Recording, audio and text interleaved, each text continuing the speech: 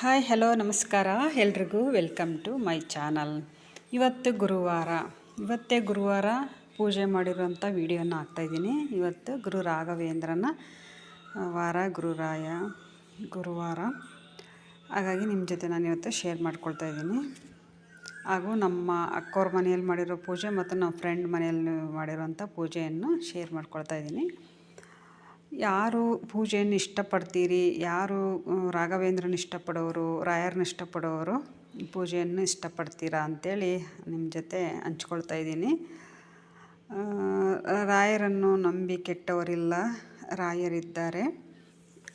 ಇತ್ತೀಚೆಗೆ ನಾನು DSS ಗುರು channel ಅವ್ರದ್ದು ವಿಡಿಯೋ ನೋಡಿ ರಾಘವೇಂದ್ರ ಅವರ ಪವಾಡಗಳು ಹೆಂಗೆ ನಡೆದಿದ್ದಾವೆ, ಅವ್ರಿಗೆ ಯಾವ ಥರ ಅನುಗ್ರಹ ಆಗಿದೆ ನೋಡಿ ನನಗೂ ಸಹ ಜಾಸ್ತಿನೇ ರಾಘವೇಂದ್ರ ಮೇಲೆ ಇತ್ತೀಚೆಗೆ ಭಕ್ತಿ ಜಾಸ್ತಿ ಆಗಿದ್ದು.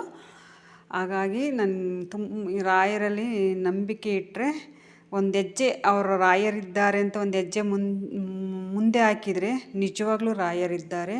ಆ DSS ಗುರು ಚಾನಲ್ ನೋಡ್ರಿ, ನಿಮ್ಗೆ ಗೊತ್ತಾಗುತ್ತೆ.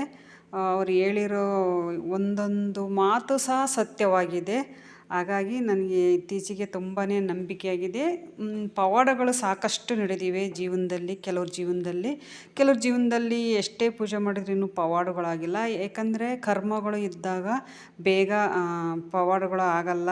ಅದು ಪೂಜೆ ಮಾಡಬೇಕು, ವ್ರತ ಮಾಡಬೇಕು ಅಂತ ಗುರುಗಳು ತಿಳಿಸ್ಕೊಡ್ತಾರೆ. 9 ದಿನದ ವ್ರತ, ಕೆಲವರು 9 ದಿನ ವ್ರತ ಹೇಳ್ಕೊಟ್ರು ತಾನೇ ಕೆಲವೊಂದು ಅವರಿಗೆ ಆಗದೇ ಇರುತ್ತೆ. ಕೆಲವ್ರಿಗೆ 20-22 ವಾರ ಈ ಥರ ಆಗಿದ್ದಾವೆ. ಒಟ್ಟು ರಾಯರನ್ನು ನಂಬಿ ನಾವು ಭಕ್ತಿಯಿಂದ ಪೂಜೆ ಮಾಡಿದರೆ ರಾಯರು ಒಲಿಯುತ್ತಾರೆ. ಅವ್ರಿಗೇನು ಭಕ್ತಿ ಅಷ್ಟೇ, ಯಾವುದೇ ಆಡಂಬರ ಅದು ಏನು ಬೇಕಾಗಿಲ್ಲ.